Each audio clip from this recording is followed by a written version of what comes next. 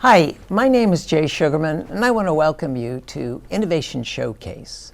The main purpose of this ongoing series is to inform viewers about exciting innovations and creative individuals across the fields of business, science, technology, education, and the arts.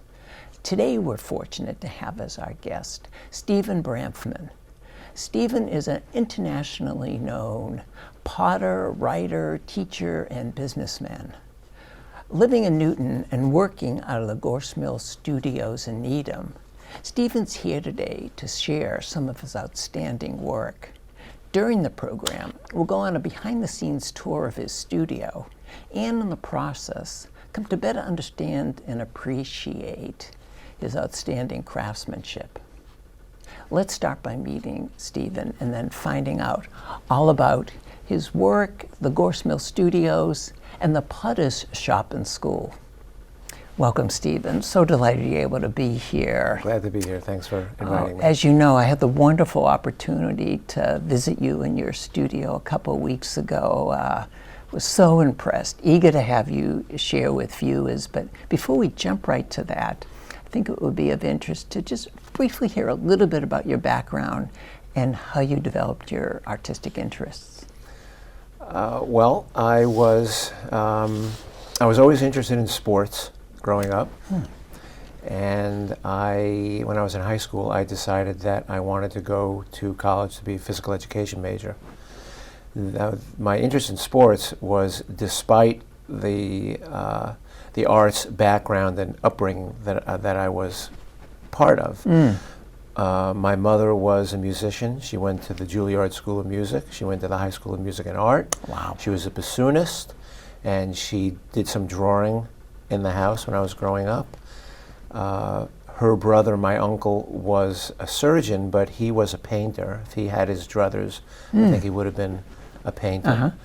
My great uncle, so my mother's uncle, my great uncle, when he lived in Russia, which is where both of my families are from, my mother's and my father's, he made a living as a landscape painter.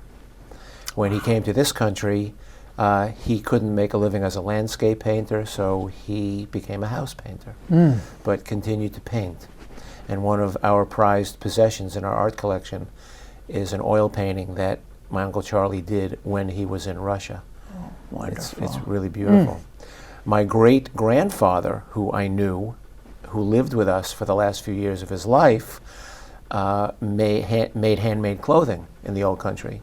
When he came here, he became a tailor and continued to make clothing for people. So there was a lot of arts in my background. But I was into sports. I wanted to be a physical education major. I applied to college. I got in very early in my senior year, and then decided on a whim to take a sculpture class. My parents gave us art classes and music classes when we were growing up, and took this sculpture class, and it ended up changing my life. Most definitely. I connected with what the teacher was doing. She never called what we did art. She just called it making stuff. And we did all kinds of non-traditional things, full-body plaster casts. We went to the beach and made sand castles. We did all kinds of stuff. So that whole year went by, and I ended up winning the sculpture prize in my high school. Fabulous. And then went to college, intended on being a physical education major, got there, was completely turned off by my academic advisor, left his office, went and found the art department, asked if I could be an art major. They said, "Have you ever done art before?" I said, "I think so." And they accepted me as an art major, and that was the beginning of my art studies. Wow. Well, pottery, getting into clay was a whole different thing. I was majoring in sculpture, hard materials. My mentor was an Italian-trained marble sculptor and metal sculptor. He was a big, robust guy, and he was my mentor. I was working in hard materials, but in order to get a degree in art, you had to take a craft class. So we could take jewelry, metalworking, pottery, basket making, fabric design, stained glass, a couple of other things. I had no experience with any of them. I had no biases or particular interests in any of them. I put the name of each course on a slip of paper. I tacked them up onto the wall of my apartment. I stood back, closed my eyes, and threw a dart. And it landed on pottery. Wow, well. So I could be a jeweler right now instead. But Well, we're thankful but that I'm a you clay had the artist. aim that you did. You know, we really want to spend the majority of the program on your craft. But there's also fascinating background of where you're working. If you could, in a real summary fashion, Sure. give us a sense of what the Gorse Mill Studios are, and just very briefly, its overall mission. Yeah, so that the we Gorse see Mill in the Studios, background Gorse here. Mill Studios is an artist community. They are 33 artist studio condominiums, so we own our studios. I developed it with a partner in 2007, and the unique qualities, the things that make the Gorse Mill Studios unique, there are lots of artist communities and buildings all around the country and all around the world, and especially in eastern Massachusetts. What makes this project unique is that it's condominiums, number one, so we own our studios. I've never known an artist that didn't want to own their studio. So this is the first studio that I've owned after renting in 4 other places. They are work-only condominiums, whereas most artist communities like this are live-work. I didn't want it to be live-work because live-work situations often will morph into more living than working. And I wanted to be in an environment where there was an active community of artists making art. And the third component, which makes it completely unique, is that the special permit that we got from the town of Needham to do this indicates and requires that this building never be anything other than artist studios. So it can never be used as anything else. It can never be anything else. It has to be, the units have to be used as working artist studios. Well, we're going to quickly move ahead, and if the director can just stay focused on the images, can take us a little overview of what it encompasses as we Sure. So enter. this is our main entrance and main lobby. And we have a central gallery which we all share. We have our own group shows as well as artists that we invite in, and we've had 3 or 4 international exhibitions in the gallery Fabulous. there. Yeah. It's 3 floors of studios. This happens to be the 2nd floor. And then when we go downstairs, here we find our way into your studio. Right. This is my studio space. So I have a large space on the lower level. This is my own personal space. Could you point out, we have some nice shots of different aspects of it, the various this areas. is my work kind of station. These are my potter's wheels. This is where I make my work. You can see my tools and other kinds of objects that surround me. Have the tools, that changed over years with different changes in other fields of technology? Has that impacted your work? The only real significant changes that have taken place in the history of pottery has been electricity. Wow. I mean, that's basically it. Yeah. You know, the tools that we use. I have a vast collection of pottery in my house, and one of the pieces that I have, which I share with my students all the time, is a Mayan bowl made in the year 700. Wow. And I tell them that if I was in this Mayan potter's workshop, I could sit next to him and make pots with him using his tools and his materials. If he was transported to the future, aside from getting used to a little culture shock, he could sit right next to me and use my tools and make pots. That's how pottery has remained unchanged in thousands and thousands of years. Fabulous to hear. This is the main studio space. So we teach classes, we have studio membership. It's a very active and busy studio. What's the Potter School like? What's involved there? Yeah, so the Potter School is a membership-based studio. So our primary focus is studio membership. People with clay experience that don't have their own studios but want to have access to a studio without having to take a class, as long as they have enough experience to make stuff. They can join as a member, they get a key, they can come and go 24 hours a day, and they use the studio as though it's theirs. Oh, fabulous, fabulous. And a couple more shots that we'll focus on These are here. our kilns, electric kilns, so that Mayan potter would be a little confused here, but he would be able to get used to it. And this again is back in my studio space, just some work in progress. There's finished work on the back wall, there's work in progress and a piece of finished work on the table, and my general workspace where I work. Just gorgeous, gorgeous. I know we're shortly going to see a video clip, but before we get to that, I just have to ask you now, how did you develop your style and technique and interest in pottery since you first Since entered I threw the that field? dart? Right, exactly, exactly. I threw the dart, I ended up in the class. I had never even touched clay before, except maybe as a child, which I didn't remember. I didn't even touch the clay yet. I was watching the teacher do it, the first demonstration on the potter's wheel that day, and he was just so fluid with the material on the potter's wheel that I poked my friend who was standing next to me and I said, "Dave, I'm going to be a potter when I grow up." And then when I touched the clay, that was the end of it. There was such an attraction to the tactile nature of the material.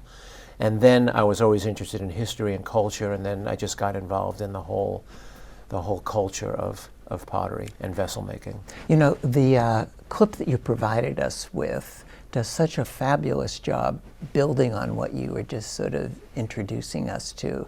I think now will be a great time to roll in the clip, and then we'll continue our conversation and look at some of the exquisite work that you brought in as well. So let's look at that clip now, please. I was always drawn to working with my hands, so it was very natural for me to study sculpture when I went to art school. My sculpture teacher was a big Italian, robust guy who apprenticed in Italy, and it was hard materials, wood, metal, plaster, stone that filled the studio. And then it was an unlikely encounter in a pottery class that changed my life. Suddenly the teacher began to transform a lump of clay. The material flowed off his fingers. I was mesmerized, I was enamored. It was as though he was waltzing with the clay. It was a dance.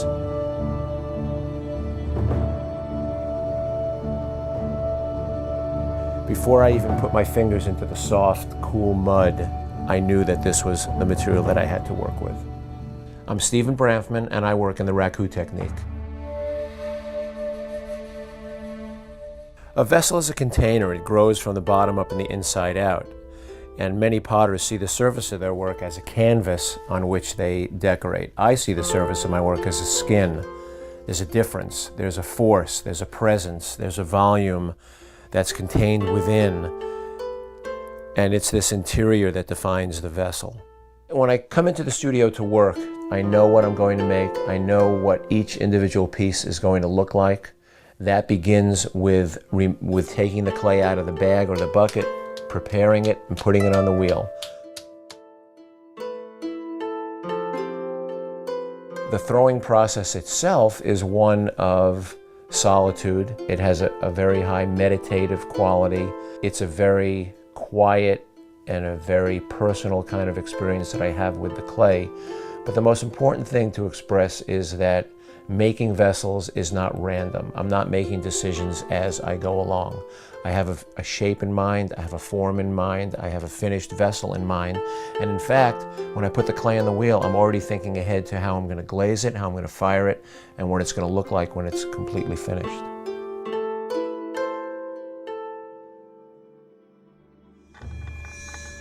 It was in graduate school that I was introduced to a Japanese firing method called raku. Raku is a process that offers a lot for me because it is historic, it is cultural. I'm very tied into the history of my craft, and yet it is very contemporary, it's very modern, and it's very individual. My raku work is often not recognized as raku, and that is one of the things that pleases me the most. When somebody looks at my work and they see that it's labeled as raku, and they comment, they say, this can't be raku. It's the colors aren't right, the surfaces aren't right, the textures aren't right, the shapes aren't right. And I just smile and I say that's what makes my work different and a little bit unique from kind of mainstream raku pottery. What differentiates raku firing from conventional firing is that in conventional firing, the work is fired over a period of 8 to 24 hours or even longer, and then the kiln is allowed to cool before the work is removed. A raku firing is much different. The firing can take as little as an hour, and the work is removed while it's still hot. The glaze is molten. At this point, the ware can be manipulated through fast cooling, through the application of other chemicals, and the effect of a carbon atmosphere around the piece.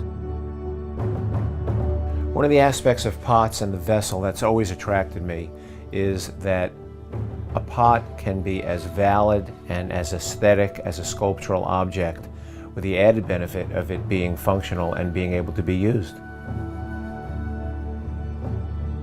I'm often asked, especially by my young students, how can you be doing the same thing for so long? Well, it's not the same thing. Every encounter with clay is new, fresh, exciting, and it moves my work forward. It's what an artist does. What drives me today? It's the journey of making work, and that journey's not over.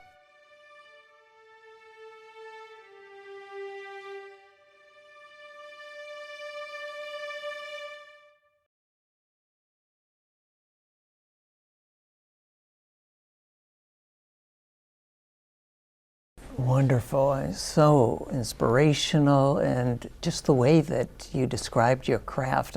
What really stood out for me was the notion that you have it all in mind when you come to the clay. Mm-hmm. What goes on before that in order to be that ready in a way to know where you're going to go and even start thinking of, once it's shaped, what it's going to look like? Right. There's a history and a chronology. You know, I don't walk into the studio, sit down and make things without the past always having some input. So my work is a constant journey from one piece to the next, to the next, to the next. There's I try my best to differentiate when I'm talking to people and have them understand the difference between random and spontaneous. My work is not random. When I say I'm not making decisions, what I mean is that I've got a plan in mind, just like you get behind the wheel of your car, you know where you're going, but you could change your mind. You could be spontaneous. Mm-hmm. You're still in control, you're still following your ultimate plan, but you may be diverted a little bit along the way. So that's how I approach my work. I'm inspired by different things that I see, different things that I smell, things that I touch. Being a member of the environment, being a member of our earth, there's constant inspirations and things that affect how I see things and how I bring that ammunition, so to speak, into my work. Mm-hmm. You know, before we look at some of the pieces you brought in, we have some fabulous images as well that we'd like to highlight. And if you could offer just maybe a quick commentary or so about some of these. So this is an example of chawan. Chawan is a Japanese tea bowl, Japanese style tea bowl. Chawan means tea bowl in Japanese. It's a form that I'm very dedicated and devoted to. I make them with the intention of them being used in the tea ceremony. And in fact, many of them that I've made that have been purchased are used in the tea ceremony. Another chawan. Gorgeous. That's a tall vessel. It's about 36 inches tall. All my work is made on the wheel. All my work is raku fired. This happens to be in the possession of Temple Aliyah in Needham in their art collection. Another chawan. This is a tea caddy. I make very, very few, other than the chawans, I rarely make anything that is specifically functional, but this is made as a tea caddy to hold either tea leaves or powdered tea. Mm-hmm. And this is a pretty significant piece of mine. This is a tall vessel, about 24 inches tall. It has inlaid colored glass, which is the color that you see in the surface. And this is in the possession of the San Antonio Holocaust Museum Memorial.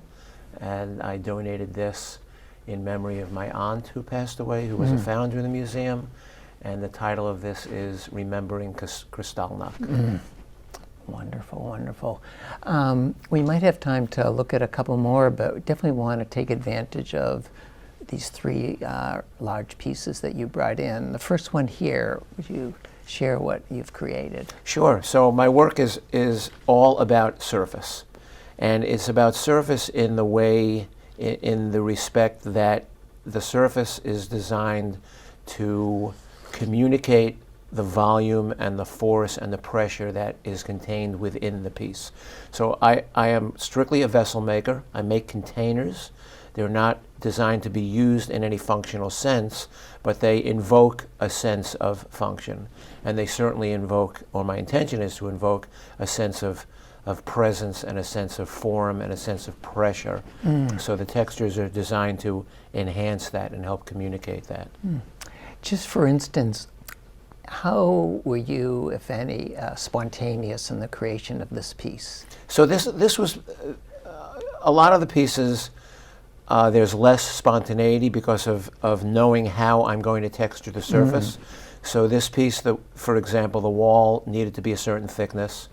The cylinder needed to be a certain height.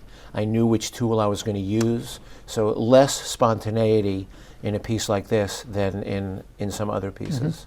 How about the very colorful one to your... So this one here, this has a slightly higher degree of spontaneity. I call this from my landscape series. So I could pick it up and just kind of please show it a little bit. So on this piece, the glaze is poured on in a fashion where I'm holding it like this and I'm literally pouring thick glaze on in the kind of direction and form of a landscape. Wonderful. So there's a higher degree of spontaneity there. This piece also has a deep surface texture.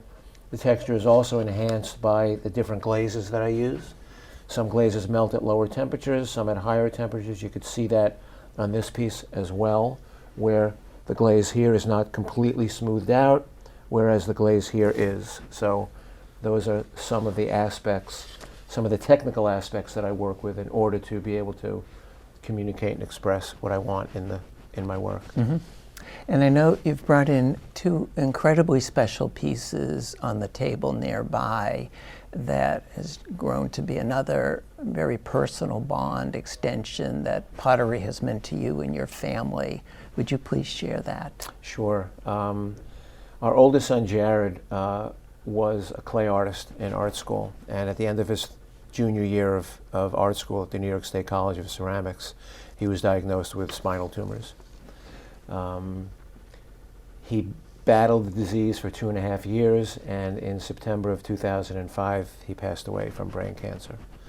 And in the Jewish religion, the practice is to say a prayer called Kaddish every day for a year when a close loved one like that passes away. And my younger son and wife and I said Kaddish every day in the synagogue. But I also felt the need to do something individually and personally. And I went into the studio and I made a chawan, and then I made one a day for a year. Wow. And they were the only pots I made for that year. I didn't make anything else. And in 2015, on the 10th anniversary of Jared's passing, I held an exhibition of them, and it was called A Father's Kaddish. 365 Japanese-style chawans made, inspired by my son, and by my need to express myself in that way. And this was chawan number 1 of 365. Gorgeous. So And powerful. It's stored in a box. This is a Japanese storage box. It's called a tomobaku. Tomobaku is a Japanese storage box, and it's meant to express humbleness and humility, where you keep things stored away and you only take them out when you want to show them or share them with somebody. And to tell viewers, there's an incredibly powerful videotape online that people could find or get in touch with you to find that chronicles this Right. in an incredibly touching manner. Yeah, the exhibition, there's an online presentation of the entire exhibition, and there's a documentary film being made as we speak of the exhibition and of my 365 cottage chow lines. And what also came out of this is most remarkable, what's turned into philanthropic effort that you and many others have been involved with for a good number of years now with the Pan Mass Challenge. Yeah. And here we see a picture. Yeah, that's Jared and my younger son Adam and me at our second Pan Mass Challenge, and this past year was our 16th. And we formed a team in Jared's memory called Team Kermit. And Kermit was Jared's favorite childhood character, and Not Easy Being Green became his mantra to help him through his treatments. And this is us during the Pan Mass Challenge, Team Kermit. How many cyclists typically make up your team? This year we had 76. Oh, man. And this year alone, we raised $519,000 for the Dana-Farber Cancer Institute. Oh, congratulations. So meaningful, so meaningful. That's a great shot. Yeah, that's our Kermits. Everybody's got a Kermit doll on their helmet decorated in their way. What's, before we wrap up in a minute or two, what's the reaction and feedback you get as you're riding through the race like this? The first couple of years it was, oh, look at those frogs. And then maybe the second year it was, here come the frogs. And then it only took maybe 3 PMCs for people to begin to recognize that they were not just frogs. This is Kermit the Frog. Here comes Team Kermit. So we've really made an impact on the PMC and on the Dana-Farber, and it's humbling to say, but we've become an iconic image of the Pan Mass Challenge, which is so proud. You know, it makes us so proud and so meaningful. Oh, yeah. I mean, through tragedy, what you've been able to give back, and I know gotten out of as much as well. Yeah, it's as selfish as it is not. Oh, well, we'll definitely look forward to you in many races to come. Thank you. You know, in wrapping up, anything to highlight at your shop and studio in the coming year? We have activities all the time. We just finished our Holiday Open Studio event. There's Needham-wide open studios in May, the first weekend in May that we participate in. All the artists in our building will have their studios open. The building is open every day, and there is different combinations of artists who are in their studios. We in the Potter Shop and School have regular hours, Monday through Friday. You can come and visit us anytime, see our work, see the potters at work. Don't feed the potters, though. Be careful. What's the best way for viewers to get in touch with you? Best way, you can go on the website, thepottersshop.com, 2 S's, thepottersshop.com. And all of our contact information is there. You can peruse the website, see all the things that we do, and come and visit us. Fabulous, fabulous. Well, looking forward to making my way back again. Great. Thank you so much for taking the time to be here. It's It's my fascinating. pleasure. Thank you. It's been an honor. Also want to thank those of you watching for joining us, and hope you'll be able to tune in next time.